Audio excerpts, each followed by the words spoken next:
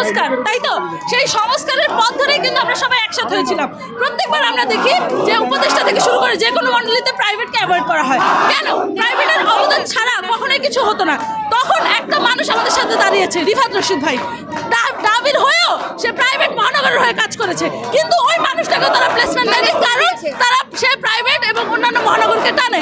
তাহলে এইভাবে সিন্ডিকেট যদি তারা করে যে দাবি দাবি দাবি, যারা দাবিকে রাখবে তাদেরকে রাখবে, তাহলে তো আমরা এখানে থাকবো না।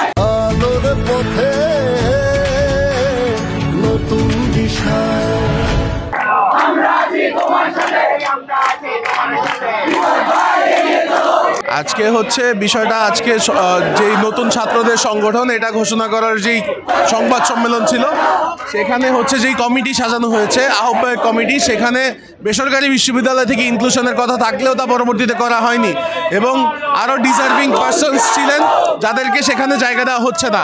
সেই প্রেক্ষিতে আজকের এই বিক্ষোভ সমাবেশ।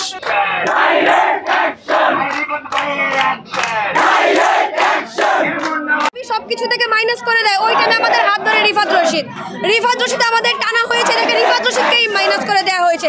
এই ধরনের যে হচ্ছে গণ অভ্যুত্থানের ফেস রিফাত রশিদ, তাকে কিভাবে মাইনাস করে দাবি সংগঠন করতে পারে? একটাই রিজন, তখন প্রাইভেটকে মিটিংয়ে ডাকা হয়নি, দাবি আমরা মিটিং করে তারা ডিসাইড করেছে ছাত্র সংগঠন।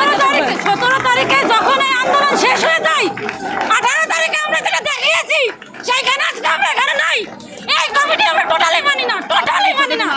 আজকে 18 তারিখ আমরা বারবার বলেছি যে আমাদের সাথে দেখা করেন, আমাদের সাথে কথা বলেন, আমাদেরকে রাস্তায় দাঁড় করে রেখেছে, তারা আলোচনা করেনি।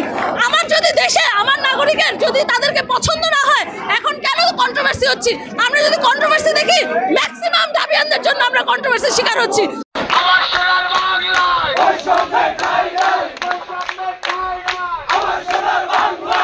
নতুন যে রাজনৈতিক দল এটা নিয়ে, মানে ছাত্রদের যে রাজনৈতিক সংগঠন, এটা নিয়ে আমাদেরকে বলা হয় নাই, আমাদেরকে কোনো রকমই জানানো হয় নাই।